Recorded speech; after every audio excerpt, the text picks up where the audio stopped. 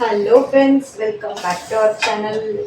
இன்னைக்கு நம்ம என்ன பண்ண போகிறோம் அப்படின்னு பார்த்தீங்கன்னா, ரொம்ப ரொம்ப ஈஸியான, எந்த ஆர்டிஃபிஷியல் கலரும் இல்லாமல், எந்த ஒரு ரிச் அரோமா ரிச் இது இல்லாமல் நம்ம இன்னைக்கு செய்ய போகிறோம். ரொம்ப சிம்பிள் அண்ட் டேஸ்டியான தேங்காய் பால் கேசரி தான் நம்ம செய்ய போகிறோம். இது எப்படி செய்யறதுன்றதை பார்க்கலாம். ஸோ இதான் நீங்கள் நம்ம சேனலை ஃபஸ்ட் டைம் பார்க்குறீங்கன்னா சேனலை சப்ஸ்கிரைப் பண்ணிக்கோங்க, கமெண்ட் பண்ணுங்கள், பெல் ஐக்கனை கிளிக் பண்ணிக்கோங்க. அப்போ தான் நான் போடுற வீடியோ உங்களுக்கு ரெகுலர் நோட்டிஃபிகேஷனில் வரும். ஸோ வாங்க வீடியோக்குள்ளே போகலாம். என்னென்னா, நம்ம இந்த வீட்டுக்கு வந்து போடுற ஃபஸ்ட்டு வ்ளாக் இது.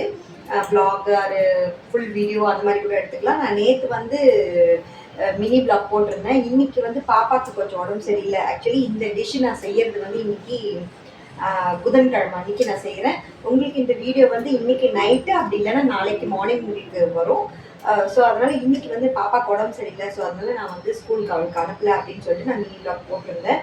ஸோ இப்போ கொஞ்சம் பாப்பாவுக்கு பரவாயில்ல. நான் இந்த வீடியோ எடுக்கும் போது ஈவினிங் டைமு. ஸோ இப்போ பாப்பாவுக்கு பரவாயில்லையா இருக்கா. இப்போ ஃபீவர் எதுவும் இல்லை. காலையில் ஹாஸ்பிட்டல் போயிட்டு வரணும். நீங்கள் வந்து வெளி ஃபுட் ஏதாவது சாப்பிட்ருப்பீங்க. ஸோ அதனால தான் அவளுக்கு செட் ஆகலை அப்படின்ற மாதிரி டாக்டர் சொல்லி மெடிசன்ஸ்லாம் கொடுத்துருந்தாங்க. ஸோ இப்போ காலையிலேருந்து ஹாஸ்பிட்டல் போயிட்டு வந்ததுக்கு அப்புறத்துலேருந்து ஃபீவர் இல்லை, அவளுக்கு நார்மலாக தான் இருக்கா.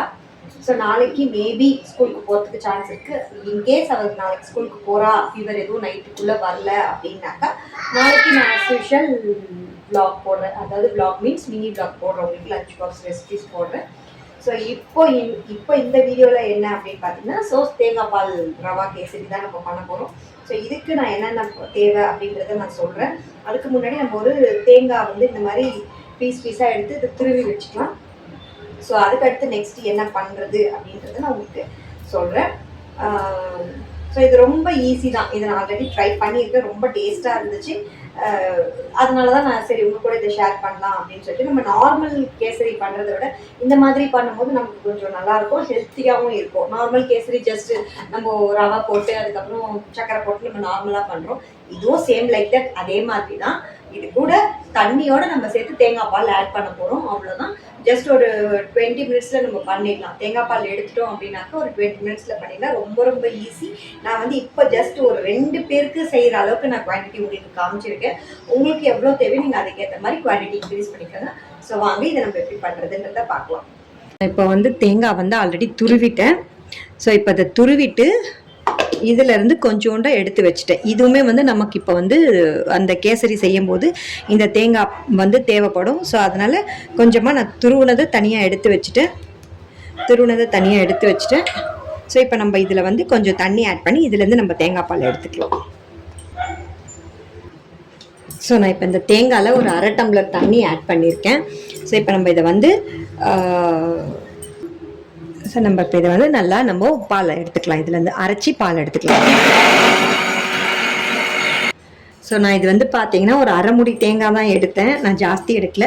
1/2 முடி தேங்காயில் கொஞ்சம் திருவிட்டேன். ஆக்சுவலி ஃபஸ்ட்டு போட்டு ஒரு கிரைண்ட் பண்ணி திருவி இந்த ஒரு கப் அளவுக்கு எடுத்து வச்சுக்கிட்டேன்.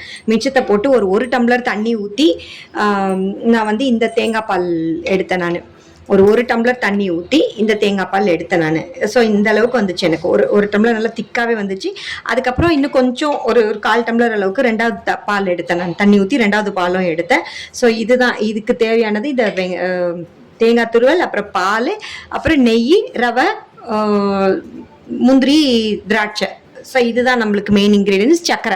சக்கரை வந்து நம்ம இப்போ 1 கப் அளவுக்கு தேங்காய் எடுக்கிறோம், ஐ மீன் 1 கப் அளவுக்கு ரவை எடுக்கிறோம் அப்படின்னாக்கா 1.5 கப் அளவுக்கு, ஃபார் எக்ஸாம்பிள் நான் இப்போ இந்த கப்பில் நான் 1 கப்பு நான் ரவை எடுக்கிறேன் அப்படின்னாக்கா இதே கப்பில் 1.5 கப் அளவுக்கு சக்கரை எடுத்துக்கோங்க. ஸோ தேங்காய் வந்து உங்களுக்கு அதுக்கேற்ற மாதிரி எவ்வளோ ஸ்வீட்னஸ் வேணுமோ அதுக்கேற்ற மாதிரி நீங்கள் பார்த்து வச்சுக்கோங்க. ஸோ இப்போ நெக்ஸ்ட் நம்ம என்ன பண்ணலாம் அப்படின்றத பார்க்கலாம் வாங்க. ஸோ இப்போ நம்ம கிளியராக இதுக்கு என்னென்ன தேவைன்றதை பார்க்கலாம். இதுக்கு வந்து நம்ம மெயின் வந்து தேங்காய் பால். நான் வந்து 1/2 முடி தேங்காய் எடுத்தேன், அதுக்கான தேங்காய் பால் இது. அதுக்கப்புறம் அதுலேருந்து துருவி கொஞ்சோண்டு ஒரு 2லேருந்து 2.5 ஸ்பூன் அளவுக்கு தேங்காய் எடுத்துருக்கேன். அதுக்கப்புறம் 1 கப் அளவுக்கு ரவை எடுத்திருக்கேன். இது டபுள் ரோஸ்டட் ரவை தான். அதுக்கப்புறம் கொஞ்சோண்டு முந்திரி, அப்புறம் திராட்சை. எங்கிட்ட ஒயிட் கலர் திராட்சை இல்லை, ஸோ பிளாக் கலர் திராட்சை. நம்ம விஷ் தான் எது வேணால் எடுத்துக்கலாம். அப்புறம் சர்க்கரையும் இதே மாதிரி இப்போ நம்ம இந்த கப்பலில் நம்ம ரவை எடுத்திருக்கோம். ஸோ இதே கப்பில் 1.5 கப் அளவுக்கு சக்கரை எடுக்கணும். ஸோ அப்புறம் ஏலக்காய் தூள் ஏலக்காய் ஏதோ, ஸோ நான் ஏலக்காய் எடுத்து வச்சுருக்கேன். அப்புறம் மெயினாக நெய். ஸோ இதுதான் இதுக்கு தேவையான இன்க்ரீடியன்ஸ். ஸோ இப்போ நம்ம இதை எப்படி பண்ணுறதுன்றதை பார்க்கலாம் வாங்க. ஸோ இதுக்கு இப்போ வந்து நம்ம சுடு தண்ணி ஒரு டம்ளர் 1.5 டம்ளர் அளவுக்கு சுடு தண்ணி வச்சுக்கலாம். சுடு தண்ணி ஒரு பக்கம் கொதிச்சுக்கிட்டு இருக்கட்டும். ஸோ நம்ம இன்னொரு பக்கம் வந்து கடாய் வச்சுட்டு அதில் வந்து நம்ம நெய் சேர்த்துக்கலாம். நெய் கொஞ்சம் கூடுதலாக சேர்க்கணும். அதாவது ஃபார் எக்ஸாம்பிள் நம்ம இப்போ வந்து இந்த கப் எடுக்கிறோம் அப்படின்னாக்கா, ஸோ இதுக்கு வந்து இப்போ நம்ம கொஞ்சம் கூடுதலாகவே நெய் ஊற்றிக்கணும். ஸோ நெய்யில் தான் நம்ம இதை செய்ய போகிறோம். ஸோ நெய் கொஞ்சம் தாராளமாக விட்டுட்டு, ஸோ நெய் சூடானதுக்கப்புறம் நம்ம எடுத்து வச்சுருக்க திராட்சையும் முந்திரியையும் ரோஸ்ட் பண்ணணும். நெய் நல்லா சூடாகட்டும். ஸோ இப்போ நெய் நல்லா சூடாகிடுச்சு. இப்போ இந்த டைமில் நம்ம எடுத்து வச்சுருக்க முந்திரி அப்புறம் திராட்சை இது ரெண்டுத்தையும் போட்டு ரொம்ப ரோஸ்ட் பண்ணிடாதீங்க. ஒரு கோல்டன் ப்ரௌன் வர அளவுக்கு இருந்தால் போதும். ரொம்ப ரோஸ்ட் ஆகிடுச்சுன்னா நல்லா இருக்காது, கருகின மாதிரி ஆகிடும். ஸோ ரொம்ப ரோஸ்ட் பண்ண வேண்டாம். ஜஸ்ட்டு ஓரளவுக்கு கலர் வந்ததுக்கப்புறம் நம்ம வந்து இதில் ரவையை ஆட் பண்ணி நம்ம வந்து இதை வறுக்க போகிறோம். இந்த ரவையை வந்து இந்த நெய்யில் வறுக்க போகிறோம், அவ்வளோதான். ஆஸ் யூஷுவல் நம்ம எப்படி கேசரி செய்வோமோ ஆஸ் இட் இஸ் அப்படியே தான். இதில் ஒன்றும் சேஞ்சஸ் இல்லை. இதில் தண்ணி சேர்க்குறோம், அதுக்கு பதில் இல்லை, அது கூட கொஞ்சம் தேங்காய் பால் சேர்க்குறோம், அப்புறம் கொஞ்சம் திருவின தேங்காய் சேர்க்குறோம். ஸோ இவ்வளோதானே தவிர இது ஒன்றும் பெரிய விஷயம் கிடையாது. நம்ம ஆஸ் யூஷுவல் நம்ம எப்படி நம்ம செய்வோமோ அதே மாதிரி தான். இப்போ நல்லா ரோஸ்ட் ஆகிடுச்சு பாருங்கள்.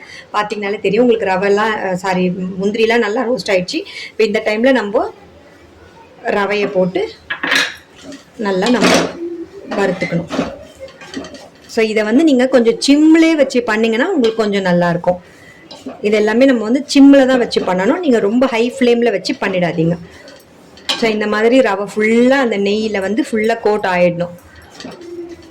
ஸோ இப்போ இந்த டைமில் நம்ம என்ன பண்ணணும் அப்படின்னு பார்த்தீங்கன்னா, நம்ம எடுத்து வச்சுருக்க தேங்காய் பாலை வந்து இதில் ஆட் பண்ணிக்கலாம்.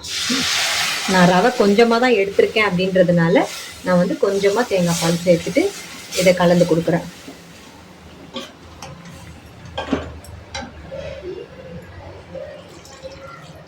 ஸோ முடிஞ்ச அளவுக்கு நீங்கள் தண்ணி அவாய்ட் பண்ணிக்கிறது கூட நல்லது தான். நம்மளுக்கு தேங்காய் பால் நிறைய இருக்குது அப்படின்ற பட்சத்தில் நீங்கள் வந்து தண்ணி அவாய்ட் பண்ணிவிட்டு வெறும் இப்போ தேங்காய் பால்லே கூட நீங்கள் அந்த ரவையை வேக வைக்கலாம். அது ஒன்றும் பிரச்சனை கிடையாது. அதிலே கூட நீங்கள் வேக வைக்கலாம். இது இழுத்துக்க நம்ம வந்து தேங்காய் பால் ஆட் பண்ணிட்டோம் அப்படின்னாக்கா ரொம்ப சூப்பராக இருக்கும். உங்களுக்கு ஈஸி அண்ட் ஹெல்த்தி கூட இது. ஸோ நான் ரவை வந்து கொஞ்சமாக எடுத்ததுனால உங்களுக்கு வந்து அந்த முந்திரி திராட்சைலாம் நிறைய இருக்க மாதிரி தெரியுது.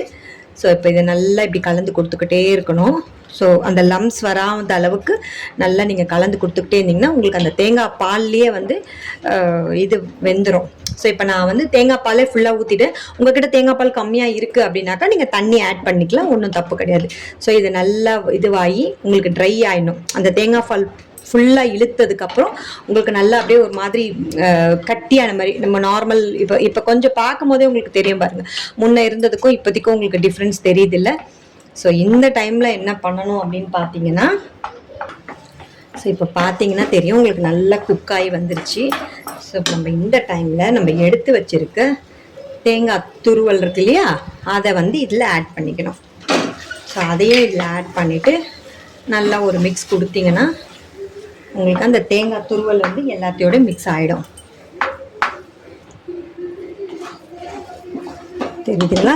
நல்லா அப்படியே ஃபுல் எல்லாமே அப்படியே அந்த நெய்யோடு சேர்ந்து, நீங்கள் நெய் நிறைய ஊற்றுறதுனால தான் உங்களுக்கு வந்து இந்த மாதிரி பாத்திரத்தில் ஒட்டாமல் வருது.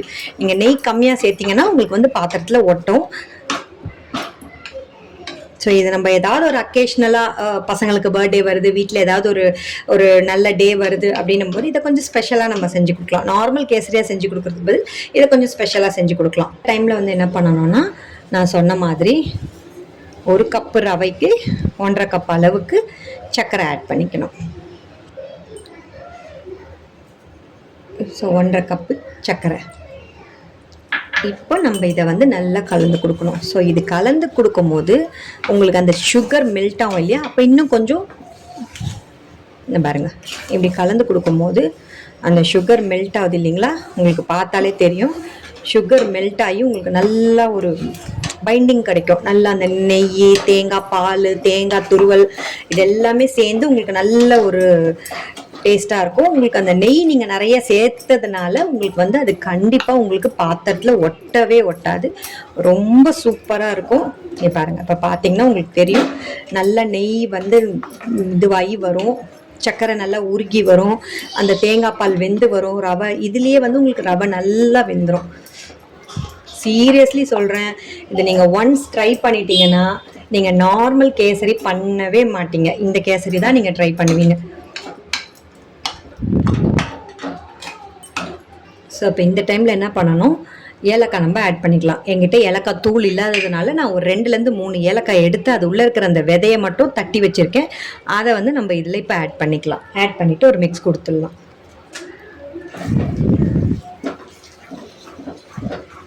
சூப்பராக இருக்கும். சீரியஸ்லி சொல்கிறேன், நீங்கள் இதை டேஸ்ட் மட்டும் பண்ணி பாருங்கள். இது பாருங்கள், அதை நம்ம அந்த இது வந்து பாருங்கள் எப்படி ஒட்டாமல் நல்லா வருது.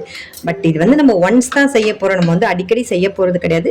பட் அதனால் வந்து நீங்கள் இதில் கொஞ்சம் நெய்யெல்லாம் நல்லா ஆட் பண்ணிங்கன்னா இதோட டேஸ்ட்டு வேறு லெவலில் இருக்கும். இப்போ நம்ம இதை வந்து டிஸ்டர்ப் பண்ணாமல் ஒரு 2 மினிட்ஸ் அதை அப்படியே வச்சிட்டோம் அப்படின்னாக்கா சூப்பரான உங்களுக்கு தேங்காய் பால் கேசரி ரெடி.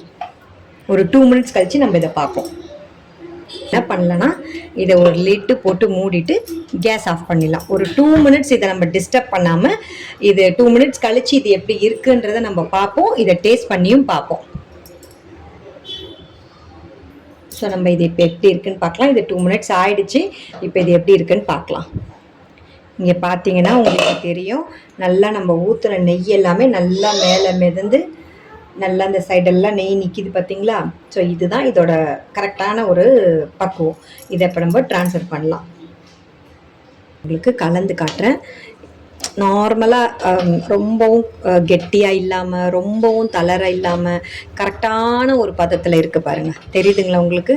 இதை பார்க்கும்போதே உங்களுக்கு தெரியும். இப்போ நான் இதை வந்து ஒரு பவுலுக்கு ட்ரான்ஸ்ஃபர் பண்ணி காட்டுறேன். இங்கே பாருங்கள், சூப்பரான தேங்காய் பால் நெய் கேசரி ரெடி. சீரியஸ்லி சொல்கிறேன், இது அவ்வளோ டேஸ்ட்டாக இருக்கும். நீங்கள் நிஜமாக ட்ரை பண்ணிங்கன்னு வச்சுக்கோங்களேன், நீங்கள் அதுக்கு அடுத்து நீங்கள் நார்மல் கேசரி ட்ரை பண்ணவே மாட்டீங்க. இது எப்படி இருந்ததுன்றதை எனக்கு கமெண்ட் பண்ணுங்கள். சூப்பரான ரவா கேசரி, தேங்காய் பால் ரவா கேசரி ரெடி. இது எப்படி செய்யறதுன்றதை நீங்கள் பார்த்தீங்க இல்லையா? இது எப்படி இருந்தது நீங்கள் செஞ்சு பார்த்துட்டு இது எப்படி இருந்ததுன்றதை எனக்கு கமெண்ட் பண்ணுங்கள். இது வந்து நீங்கள் எப்படி சொல்கிறது, இது வந்து நீங்கள் கிட்ஸுக்கு நீங்கள் ரொம்ப தைரியமாக கொடுக்கலாம். ஏன்னா நம்ம இதில் வந்து எந்த ஒரு ஆர்டிஃபிஷியல் கலரோ எதுவுமே நம்ம இதில் ஆட் பண்ணல. ஜஸ்ட்டு தேங்காய் பால் மட்டும்தான் யூஸ் பண்ணியிருக்கோம். ஸோ இதை நீங்கள் கண்டிப்பாக வீட்டில் ட்ரை பண்ணி பார்த்துட்டு இது எப்படி இருந்ததுன்றதை எனக்கு நீங்கள் கமெண்ட் பண்ணுங்கள். இதை நீங்கள் செஞ்சு பார்த்துட்டு எனக்கு நீங்கள் ரொம்ப நீங்கள் தேங்க்ஸ் சொல்லுவீங்க.